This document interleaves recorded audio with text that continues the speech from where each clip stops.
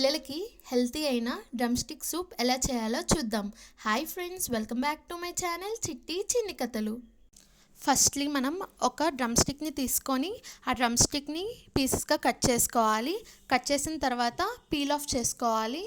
తర్వాత ఒక ఆనియన్ ఇంకా టొమాటోని స్మాల్ పీసెస్గా కట్ చేసుకోవాలి.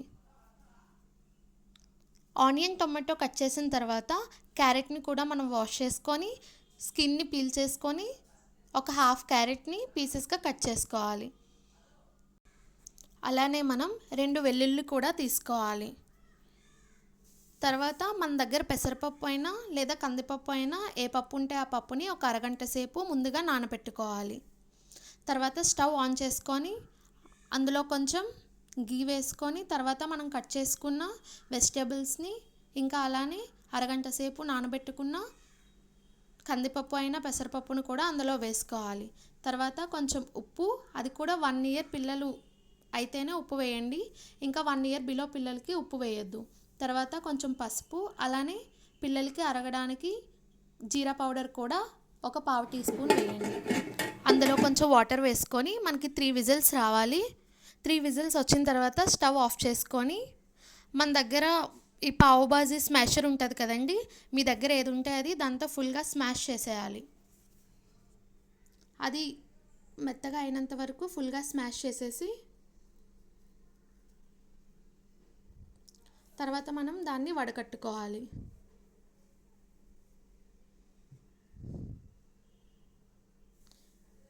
స్ట్రైనర్తో ఈ విధంగా వడకట్టుకోండి. ఎంతో టేస్టీ అయినా మన పిల్లలకి ఈ డ్రమ్ స్టిక్ సూప్ హాట్గా కాకుండా కొంచెం గోరువెచ్చగా సర్వ్ చేయండి, ఎంతో ఇష్టంగా తింటారు. ఈ డ్రమ్ స్టిక్ సూప్ వల్ల చాలా బెనిఫిట్స్ ఉన్నాయండి. ఇందులో కాల్షియం ఇంకా ఐరన్ ఇంకా విటమిన్స్ ఉంటాయి. ఇమ్యూనిటీని బూస్ట్ చేస్తుంది, ఇంకా అలానే ఈజీగా డైజెస్ట్ అయిపోతుంది. ఇంకా మనం స్వాలో కూడా ఈజీగా చేసేయచ్చు పిల్లలు. సో ఎటువంటి ఇబ్బంది అనేది ఉండదు పిల్లలకి. తాగు.